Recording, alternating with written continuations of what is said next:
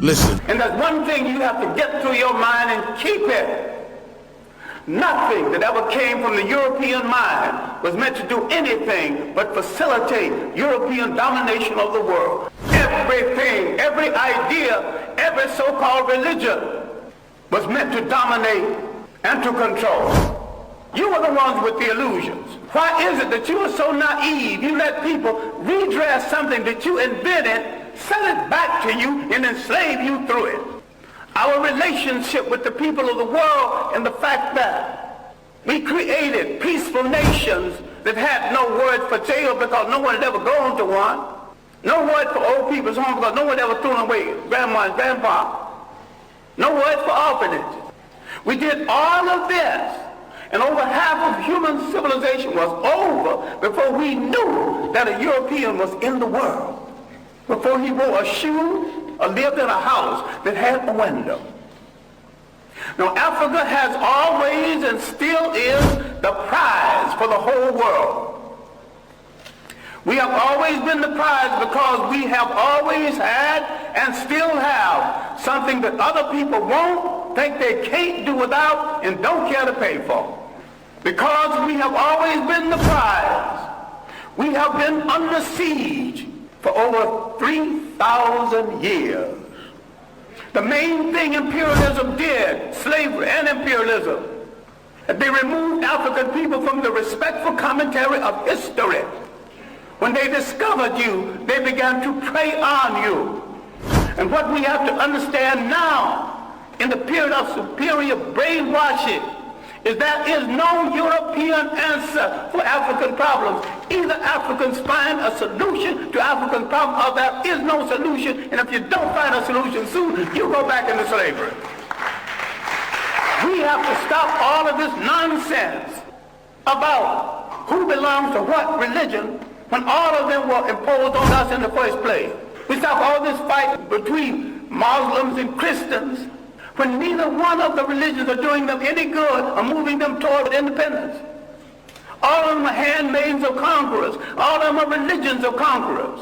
We were naive when we accepted their interpretation of something that we had all along. I'm saying we need to take a good look at ourselves. I'm not talking about burning churches. I'm not talking about getting rid of religions. Understand me well. I am saying that every single thing that touches your life, religious, socially, and politically, must be an instrument of your liberation, or you must throw it into the ash can of history.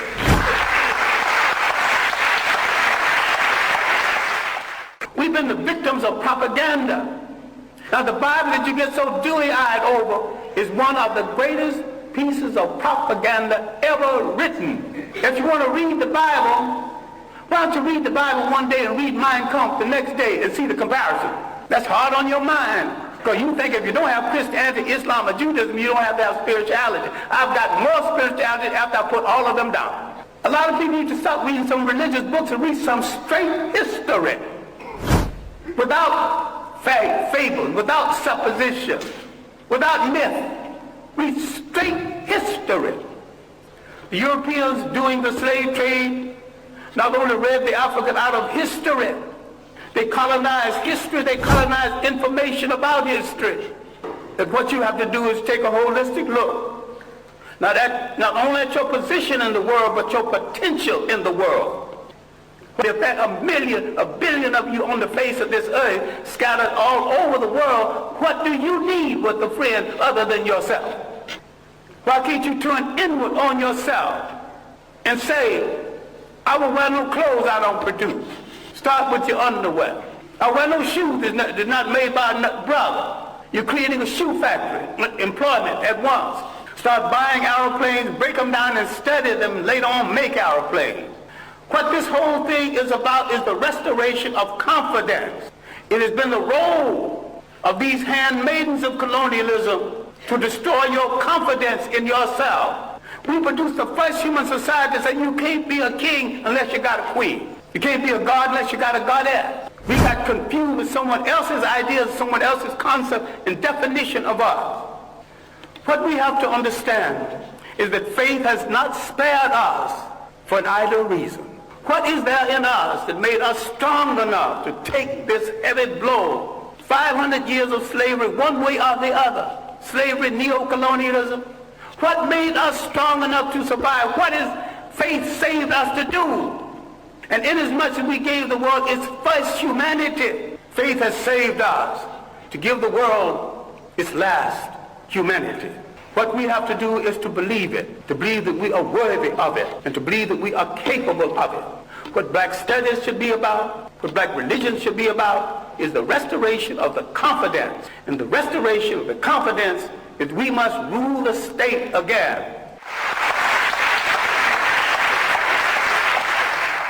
Then, in coordination with other African people throughout the world, we will give the world a new lease on life. We must answer the call of the great African-American poet, Margaret Walker, who said, "Let the dirges end, let a new peace begin. Let us write a new covenant for the freedom of ourselves in the world." African men throughout the world need to step forward and answer Sister Margaret and say, "Sister Margaret, we have heard your call. With our women at our side, we are ready to pick up the challenge. We are ready to start a revolution that will change the world. We won't get ready tomorrow because tomorrow's things are left to tomorrow. We will start our revolution right now, and we will start it with ourselves." Thank you.